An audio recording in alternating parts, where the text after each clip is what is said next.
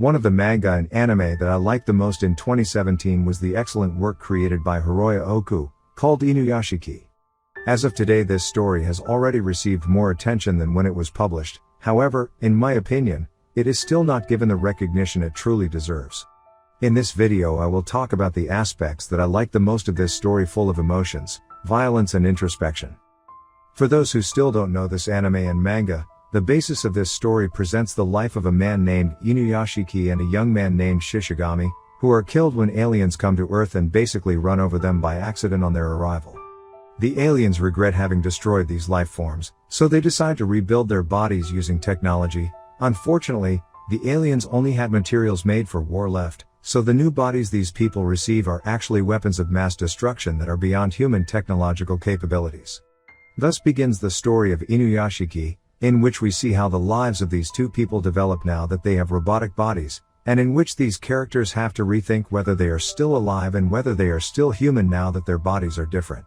The personality of each of them makes them take different paths and find different methods to feel alive again. In this instance, I would recommend both the anime and the manga. Both are very good and take advantage of what they have at their disposal quite well. For example, the manga has a drawing that I think is excellent, while the anime takes advantage of the impact that the music adds. The songs, both the opening and the ending, are great, and the soundtrack that is heard in some of the scenes manages to make the message conveyed more powerful. However, obviously the work is not perfect, just as sometimes the anime uses the soundtrack very well, at other times it does not fit the theme of the scene at all. There are also other times when the emotional reactions of the characters are overdone, especially with Inuyashiki and his family. But overall, to me, it seems like a great work that deserves recognition. One aspect I like about this story is how the concept of the internet is used to play a role in the story. The technological abilities of the protagonists allow them to access the internet from their minds, and once they begin to use their abilities to change their environments, we see how the internet begins to spread rumors, share videos, create conspiracy theories, generate hatred or fanaticism, and many other internet phenomena that we are so familiar with today.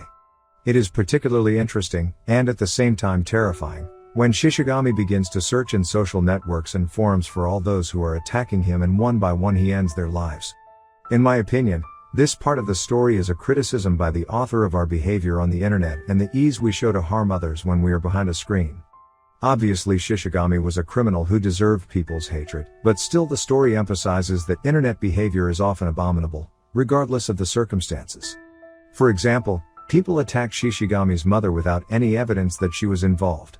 In fact, it is not only internet behavior that receives a critique in this play, it also makes a critique of other types of abusive behavior, such as classmates who beat up Inuyashiki's son, or gang members who beat up homeless people in the park. Just as the internet is a tool that can be used constructively or destructively, the technology of Inuyashiki and Shishigami's bodies presents the same dilemma, as it can be used as the most powerful weapon on the planet or as the most potent medicine capable of healing any damage to the human body.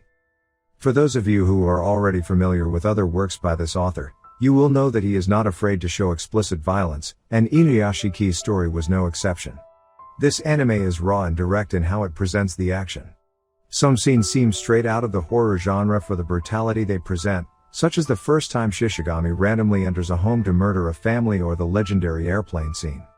However, at the same time it presents us with scenes of compassion and bonding of great strength. One of my favorites was when Inuyashiki's family begins to rethink how they treat each other and decide to spend a day together rebuilding the bonds that were damaged.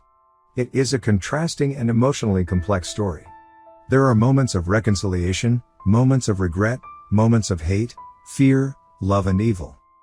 The deaths are constant and no attempt is made to romanticize the idea. Sometimes death just happens, as just another aspect of life, without it being a good or bad thing.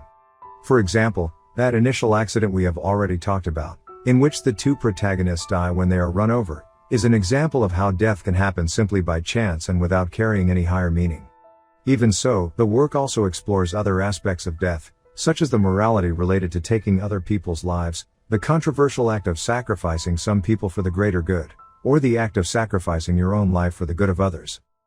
In this anime we are introduced to a society similar to our own, where there are people trying to be morally responsible but still can be cruel. There are people who are indifferent to the problems of others and others who prefer to ignore morality and the law and directly harm others, as we saw with the young men who beat and tortured homeless people in a park. In Inuyashiki we are presented with the question of whether it is worth trying to be good people in a world where evil acts are happening all the time and where chance can also destroy our efforts to do the right thing. Likewise, the theme of the meaning of life is explored, whether there is a reason for us to be here or if it is just chance and we can live without any meaning. The protagonists of this story come to different conclusions about how to live in such a world, and their actions have enormous consequences thanks to their new abilities that allow them to profoundly change their society. As Spider-Man's uncle taught us, power brings responsibilities, and both Inuyashiki and Shishigami are forced to learn this. Their actions affect both them and their loved ones. Let's talk a little about each of these characters and how their different philosophies led them down separate paths but still intersected at some points. Inuyashiki is someone who has lost direction in his life. Although he is a man in his 50s, his elderly appearance reflects the deterioration of his spirit. Both his reasons for living and his body are atrophied, and in a way it seems that he is just waiting for his moment to die. But it is not only his relationship with himself that is severely neglected, his relationship with his family is disastrous, and the emotional ties he had with them are almost imperceptible. His children only see him as someone they share their home with and do not appreciate at all what Inuyashiki gets, for example, the new humble house they move into. But I wouldn't say this is entirely the children's fault. Inuyashiki himself doesn't show much interest in carrying on a good relationship with his children and quickly gives up on his attempts to relate to their lives. To make matters even worse, Inuyashiki receives the news that he has cancer and his death is closer than ever. Upon learning this, Inuyashiki tries to inform his family about his illness, but the relationship is so weak that the young people prefer not to answer his calls. Inuyashiki has lost his self-respect and interest in defending himself. He easily lets other people walk all over him and only fantasizes about having the courage to stop them, but in the end, he does nothing. But even in this terrible void that is now his life, Inuyashiki still has a strong capacity for empathy and compassion. Of the few times we see him demonstrate this at the beginning of the story, it is when he adopts a stray dog and quickly bonds with it. However, even though we see the potential of his empathy, his personal and family life remain those of a ghost. After the accident where his body is reformed using alien technology, Inuyashiki begins a metamorphosis to live up to what his fantasies dictate. Although he does not fully understand what happened to him in the accident, the event helped him awaken from his directionless life. Among his first actions was to confront criminals who were beating up a man in the park. Interestingly, when the automatic mode of his new body is turned on, this artificial intelligence does not murder the young delinquents. Apparently this intelligence adopts Inuyashiki's original morality. We see this again when he confronts the gangsters, and instead of killing them, he just blinds them so that they can no longer do any more harm, nor take revenge. In a way, it is unfortunate that he had to become the most powerful weapon in the world to finally fight what is unjust and put his life in order. However, when he decided to fight the criminals in the park, he technically did not yet know that he was a nearly invulnerable weapon, so there was merit in the courage he showed in defending the homeless man. Also, knowing his new abilities, he could easily have used them in a selfish and violent way, and yet he did not. But his new body did not magically resolve the emotional voids he carried. Inuyashiki had to improve that aspect every day, first by helping strangers, and later in history, by helping his children indirectly. Inuyashiki realized that now he could not cry as easily as before. This obviously gave him a terrible feeling that he was no longer a human, and it was until he saved the life of a man that he realized that this awakened the emotions he still had and made him feel alive. It was from here that he decided to continue saving people. That is, his reason for being a hero was as much to help others as it was to help himself feel alive. This is a noble act, but I think it can also cause problems that your ability to feel alive depends on you saving other people. It would be better for Inuyashiki to find that meaning in something that depended more on him. Even with his new robotic body, he was not omnipotent, and he could never save everyone from their problems.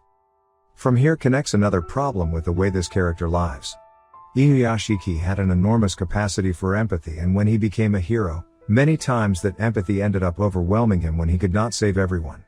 His suffering for failing was too great a burden that he placed on himself, and this led him to become obsessed that every act of his life should have an almost celestial purpose. It is good to give meaning to our lives, but when we overdo it and forget that we live in a universe indifferent to our desires, you end up feeling empty and hopeless when chance ruins our plans. In my opinion, Inuyashiki never solved this problem, and continued to obsess over the idea that his life must have a heavenly purpose until the end of the story. His relationship with his daughter began to mend after she saw her father's heroic deeds. Apparently the estrangement between them was because his daughter simply did not respect her father, did not see him as someone who inspired her, nor did he fulfill a role or an example of how to live. But when Inuyashiki began to give meaning to his life and chose to help the world with his new skills, his daughter was finally able to feel inspired by her father and follow his example by having the courage to pursue her own projects. Something similar happened with his youngest son, who learned to have enough respect for himself to defend himself against his enemies, and even if he did not win every battle, the mere fact of showing the courage to defend himself rewarded him with great satisfaction and inner peace. Between his successes and mistakes, in the end Inuyashiki managed to awaken in his family a love for life that they had already lost and became the example he should have always been. Fortunately, it was not too late, and his family, although very hurt by the events they lived through, were able to straighten the path they were on. As I have already mentioned on several occasions, Chance is a very important character in this work. All the philosophical points of view, the conflicts of society and the actions of both Shishigami and Inuyashiki are at one point overshadowed by a much larger event that is not the direct responsibility of anyone, the meteorite that threatens to end life on Earth. It seems to me that the author included this event to remind us of the transience of life and the little transcendence that our social problems can have when we see them from a broader perspective. While it is important that we solve our mundane problems and prevent them from ruining our daily lives, it is also necessary to remember from time to time that those problems that make us suffer at the moment are insignificant in the bigger picture, so we should not torment ourselves with them in an exaggerated way, nor forget that there are more things in life. In addition, the meteorite problem opened new doors for the characters. Previously and guided by rage, Shishigami had decided to make enemies with all of Japan and murder almost all of its citizens. However, realizing that the meteorite was about to accomplish that goal, Shishigami was forced to reconsider being left completely alone. Thinking about this new reality, Shishigami had to recognize that he did not want to be alone and that he would really suffer for the loss of those he still considered important, such as his school friend or the girl who was in love with him. This led him to change his mind and to make the ultimate sacrifice to protect those loved ones. In Inuyashiki's case, even though he had improved his relationship with his family, he was still determined to think that his life and the new abilities he had been given must have a higher purpose. We know this was not the case, his new abilities were mere chance, but he decided to give them a greater meaning, and stopping the meteorite became the perfect way to give meaning to his life. Now, all the problems he had had in the past, all the suffering and all the failures made sense. All of that happened so that he could be at the right moment where he could stop the meteorite and save humanity. The final moments of this play are thought-provoking. I like the fact that the characters' lives were not magically fixed. For example, Inuyashiki's son was still being beaten by his schoolmates. However, the events that occurred during the story left a lesson for this young man, and for the first time he began to stand up for himself, regardless of whether he would be victorious or not.